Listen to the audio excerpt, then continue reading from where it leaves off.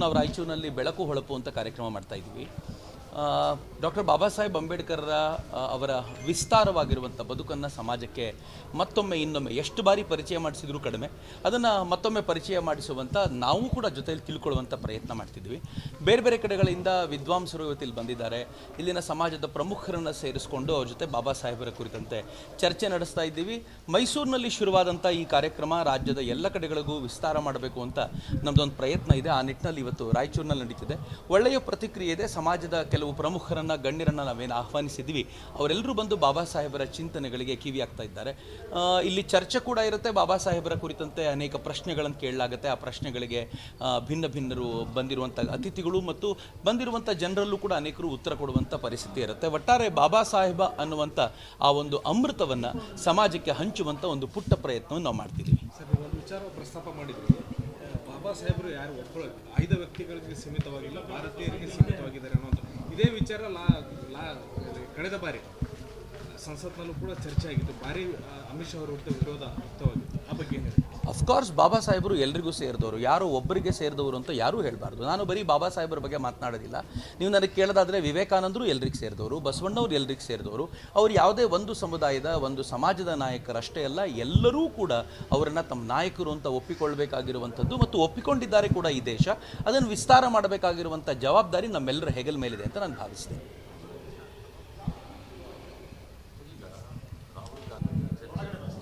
ರಾಹುಲ್ ಗಾಂಧಿ ವಿದೇಶಕ್ಕೆ ಹೋದಾಗ ಅಷ್ಟೇ ಅಲ್ಲ, ಭಾರತದಲ್ಲೂ ಕೂಡ ಮಾತನಾಡ್ತಾರೆ. ಇತ್ತೀಚೆಗೆ ಅವರು ಕೊಟ್ಟಿರುವಂಥ ಒಂದು ಪಾಪ್ಯುಲರ್ ಸ್ಟೇಟ್ಮೆಂಟ್ ಇದೆ. ಅದೇನು ಅಂತಂದರೆ, ನಾನು RSSನ ವಿರುದ್ಧ BJP ವಿರುದ್ಧ ಹೋರಾಟ ಮಾಡೋದಲ್ಲ, ನಾನು ಭಾರತ ರಾಷ್ಟ್ರದ ವಿರುದ್ಧ I am fighting against the state of India ಅಂತ ಅವ್ರು ತುಂಬ ಸ್ಪಷ್ಟವಾಗಿ ಹೇಳಿದ್ದಾರೆ. ಅಂದರೆ ಭಾರತ ರಾಷ್ಟ್ರದ ವಿರುದ್ಧ ಹೋರಾಟ ಮಾಡ್ತೀನಿ ಅಂತ. ಸೊ ಅದರ ಅರ್ಥ ಏನು ಅಂತಂದರೆ, ರಾಹುಲ್ ಗಾಂಧಿ ಈ ದೇಶದ ಆರ್ಮಿಯ ವಿರುದ್ಧ ಹೋರಾಟ ಮಾಡ್ತಾರೆ, ಈ ದೇಶದ ಫೋರ್ತ್ ಪಿಲ್ಲರ್ ಆಗಿರುವಂಥ ಪತ್ರಿಕೆಗಳ ವಿರುದ್ಧ ಹೋರಾಟ ಮಾಡ್ತಾರೆ, ಈ ದೇಶದ ನ್ಯಾಷನಲ್ ಇಂಟೆಲಿಜೆನ್ಸ್ ಏಜೆನ್ಸಿಗಳ ವಿರುದ್ಧ ಹೋರಾಟ ಮಾಡ್ತಾರೆ, ಈ ದೇಶದ ಪ್ರತಿಯೊಂದು ಏಜೆನ್ಸಿಯು ಯಾವುದು ಈ ದೇಶವನ್ನು ನಡೆಸುತ್ತೋ. ಇದು ನಾವು ಯೂನಿವರ್ಸಿಟಿ ಆವರಣದಲ್ಲಿ ನಿಂತಿದ್ದೀವಿ, ರಾಹುಲ್ ಗಾಂಧಿ ಯೂನಿವರ್ಸಿಟಿಯ ವಿರುದ್ಧವೂ ಹೋರಾಟ ಮಾಡ್ತಾರೆ ಅಂತ. ಅಂದರೆ ಯಾರೋ ಒಬ್ಬ ವಿದೇಶಿಯ ಭಾರತವನ್ನು ಮುಗಿಸಬೇಕು ಅಂತ ನಿಶ್ಚಯ ಮಾಡಿರುವಂಥ ಒಬ್ಬ ವಿದೇಶಿ ವ್ಯಕ್ತಿ ಕೊಡಬಹುದಾಗಿರುವಂಥ ಹೇಳಿಕೆಯನ್ನು, ಪಾಕಿಸ್ತಾನದ ಪ್ರಧಾನಮಂತ್ರಿ ಕೊಡಬಹುದಾಗಿರುವ ಹೇಳಿಕೆಯನ್ನು, ಚೀನಾದ ಶಿ ಜಿನ್ಪಿಂಗ್ ಕೊಡಬಹುದಾಗಿರುವ ಹೇಳಿಕೆಯನ್ನು ಮತ್ತು ಅಮೆರಿಕದ ಜಾರ್ಜ್ ಸೋರೋಸ್ ಕೊಡಬಹುದಾಗಿರೋ ಥರ ಹೇಳಿಕೆಯನ್ನು ರಾಹುಲ್ ಗಾಂಧಿ ಕೊಟ್ಟಿರೋದು ನೋಡಿದರೆ, ರಾಹುಲ್ ಗಾಂಧಿ ಅಂತರಂಗದಲ್ಲಿ ಏನಿತ್ತು ಅದು ಹೊರಗೆ ಬರ್ತಾ ಇದೆ ಅಂತ ಅನಿಸುತ್ತೆ. ಅವರು ಅನೇಕ ಬಾರಿ ಈ ಥರ ಚೀನಾದ ಫಂಡ್ ತೆಗೆದುಕೊಂಡು ರಾಜೀವ್ ಗಾಂಧಿ ಫೌಂಡೇಶನ್ ನಡೆಸುವಂಥ ಇವರುಗಳಿಂದ ನಾವು ಇನ್ನೇನು ಎಕ್ಸ್ಟ್ರಾ ಅಥವಾ ಹೆಚ್ಚಿನದೇನು ಎಕ್ಸ್ಪೆಕ್ಟ್ ಮಾಡಲಿಕ್ಕೆ ಸಾಧ್ಯ ಇಲ್ಲ ಅಂತ ನನಗನ್ಸುತ್ತೆ. ಇದು ಹೇಗಿದೆ ಅಂತಂದರೆ, ಮುಸಲ್ಮಾನರು ಏನಾದರೂ ತಪ್ಪು ಮಾಡಿದರೆ ಅವರು ಹುಚ್ಚರಾಗಿರ್ತಾರೆ, ದಡ್ಡರಾಗಿರ್ತಾರೆ. ಹಿಂದೂಗಳೇನಾದರೂ ತಪ್ಪು ಮಾಡಿದರೆ ಅವರು ವ್ಯವಸ್ಥಿತವಾಗಿ ಮಾಡ್ತಾರೆ ಅನ್ನೋದು ಒಂದು ತಲೆಯಲ್ಲಿ ಸರ್ಕಾರಕ್ಕೆ ತುಂಬಿಕೊಂಡ್ಬಿಟ್ಟಿದೆ ಅಂತ. ಬರೀ ಇಲ್ಲಿ ಮಾತ್ರ ಅಲ್ಲ, ಇಡೀ ದೇಶದಲ್ಲಿ ಮತ್ತು ನನಗೆ ಕೇಳೋದಾದರೆ ಜಗತ್ತಿನ ಅನೇಕ ಕಡೆಗಳಲ್ಲಿ ಈ ಥರದ ಪರಿಸ್ಥಿತಿ ನಿರ್ಮಾಣ ಆಗಿದೆ. ವೋಕಿಸಮ್ನ ಒಂದು ಕೆಟ್ಟ ರೋಗ ಇದು ಅಂತ ನನಗನ್ಸುತ್ತೆ. ಕರ್ನಾಟಕದಲ್ಲಿ ನಾವು ಚಾಮರಾಜಪೇಟೆಯಲ್ಲಿ ಆಗಿರುವಂಥ ಘಟನೆ ನೋಡಿದ್ವಿ. ಅಲ್ಲಿ ಒಬ್ಬ ವ್ಯಕ್ತಿನ ಹಿಡ್ಕೊಂಡು ಬಂದಿದ್ದಾರೆ. ಇಡೀ ಚಾಮರಾಜಪೇಟೆಗೆ ಗೊತ್ತು, ಇಡೀ ಬೆಂಗಳೂರಿಗೆ ಗೊತ್ತು, ಇಡೀ ಕರ್ನಾಟಕಕ್ಕೆ ಗೊತ್ತು ಅವನು ಅದನ್ನು ಮಾಡಿರ್ಲಿಕ್ಕೆ ಸಾಧ್ಯ ಇಲ್ಲ ಅಂತ. ಒಬ್ಬ ಹುಚ್ಚನಿಗೆ ಅದ್ಯಾಕೆ ಗೋವಿಂದೇ ಕಡಿಬೇಕು ಅಂತ ಅನ್ಸುತ್ತೆ, ಅವನಿಗೆ ಯಾಕೆ ನಾಯಿ ಕೆಚ್ಚಲು ಕಡಿಬೇಕು ಅಂತ ಅನ್ಸೋದಿಲ್ಲ, ಅವನಿಗೆ ಯಾಕೆ ಬೇರೆ ಪ್ರಾಣಿಗಳನ್ನು ಹಿಡ್ಕೋಬೇಕು ಅದನ್ನು ಕುತ್ತಿಗೆ ಕಡಿಬೇಕು ಅಂತ ಅನ್ಸೋದಿಲ್ಲ, ಗೋವಿಂದೇ ಕಡಿಬೇಕು ಅಂತ ಯಾಕೆ ಅನ್ಸುತ್ತೆ. ಅಕಸ್ಮಾತ್ ಅವನಿಗೆ ಹುಚ್ಚು ಬಂದಿದೆ ಅಂತಂದರೆ ಯಾವ ಹುಚ್ಚಿದೆ, ಯಾವುದನ್ನು ಓದಿದ ಮೇಲೆ ಅವನು ಹುಚ್ಚು ಬಂದಿದೆ, ಯಾರು ಮಾತು ಕೇಳಿದ ಮೇಲೆ ಹುಚ್ಚು ಬಂದಿದೆ, ಯಾವ ಪ್ರಾರ್ಥನಾ ಮಂದಿರಕ್ಕೆ ಹೋದ್ಮೇಲೆ ಈ ಹುಚ್ಚು ಬಂದಿದೆ ಅನ್ನೋದನ್ನು ಕೂಡ ಸರ್ಕಾರ ಅದನ್ನು ಬಹಿರಂಗಪಡಿಸಿದರೆ ಒಳ್ಳೆಯದು ಅಂತ ನನಗನ್ಸುತ್ತೆ. ಬರೀ ಇಲ್ಲೇ ಅಲ್ಲ, ಕೇರಳದಲ್ಲಿ ಇತ್ತೀಚೆಗೆ ಒಬ್ಬ ತುಳಸಿ ಕಟ್ಟೆಗೆ ತನ್ನ ಅತ್ಯಂತ ಕೆಟ್ಟದಾಗಿರೋ ಕೂದಲೊಂದನ್ನು ಬಿಸಾಕಿ ಹೋಗಿರೋದು ವಿಡಿಯೋ ತುಂಬ ಹರಿದಾಡ್ತು. ಅವನನ್ನು ಹುಚ್ಚ ಅಂತ ಹೇಳಿದರು. ಅಂದರೆ ಯಾರು ಹಿಂದೂ ಧರ್ಮದ ಕುರಿತಂತೆ ಅವಹೇಳನಕಾರಿಯಾಗಿ ನಡ್ಕೊಳ್ತಾರೋ ಅವ್ರನ್ನ ಹುಚ್ಚ ಅಂತ ಸಂಬೋಧಿಸಿ ಮುಗಿಸ್ಬಿಡ್ತಾರೆ. ಸೊ ಆ ಕೇಸನ್ನು ಮುಗಿಸುವಂಥ ಪ್ರಯತ್ನ. ಆದರೆ ನೆನಪಿರಲಿ, ನಾನು ನೆನಪು ಮಾಡಿಕೊಡ್ತೀನಿ ನಿಮಗೆ. ಇದೇ ರೀತಿ ಈ ರೈತರೆಲ್ಲ ಪ್ರೊಟೆಸ್ಟಿಗೆ ಅಂತ ಕೂತಿದ್ದಾಗ ಅಲ್ಲಿ ಯಾರೋ ಒಬ್ಬರು ಸಿಖ್ಖರ ಒಂದು ಏನೋ ಒಂದು ಅವರ ಆಕೃತಿಯೊಂದನ್ನು ವಿರೂಪಗೊಳಿಸಿದ್ರು ಅನ್ನೋ ಕಾರಣಕ್ಕೆ ಒಬ್ಬ ಹುಡುಗನನ್ನು ಹಿಡಿದ್ರು. ಅವ್ನು ನಿಜವಾಗ್ಲೂ ಹುಚ್ಚ ಆಗಿದ್ದ, ಪಾಪ ಹುಚ್ಚ ಅಂತ ಎಲ್ಲರೂ ಹೇಳಿದರು.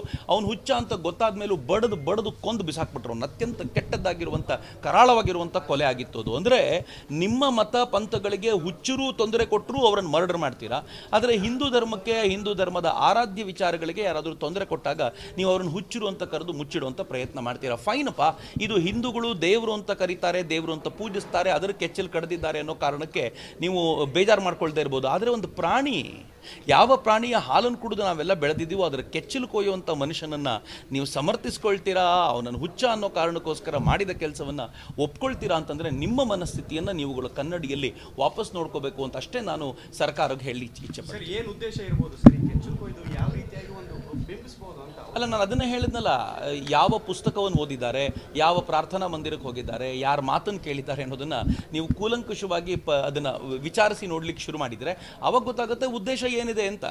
ಯಾವುದ್ರ ಮೇಲೆ ಅವರಿಗೆ ಕೋಪ ಬರ್ಲಿಕ್ಕೆ ಮಾಡಿದ್ದಾರೆ, ಯಾರಿಗೆ ಈ ಗೋವಿಗೆ ತೊಂದರೆ ಕೊಟ್ಟರೆ ಯಾರಿಗೆ ನೋವಾಗುತ್ತೆ ಅಂತ ಅವ್ರಿಗೆ ಗೊತ್ತಿದೆ, ಅವ್ರಿಗೆ ನೋವು ಉಂಟು ಮಾಡಬೇಕು ಅನ್ನೋದೇ ಉದ್ದೇಶ.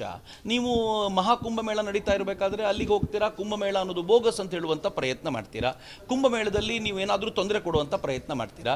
ನೀವು ಕೇರಳಕ್ಕೆ ಹೋದರೆ ಕೇರಳದಲ್ಲಿ ಮತ್ತೊಂದು ತೊಂದರೆ ಕೊಡ್ತೀರಾ, ಅಲ್ಲಿ ಬೀಫನ್ನು ಕಟ್ ಮಾಡಿ ಅದನ್ನು ತಿಂದಂತೆ ತೋರಿಸ್ಕೊಳ್ತೀರಾ, ಯಾರಿಗೋ ನೋವು ಕೊಡಬೇಕು ಅನ್ನುವಂಥ ಒಂದು ಪ್ರಯತ್ನ.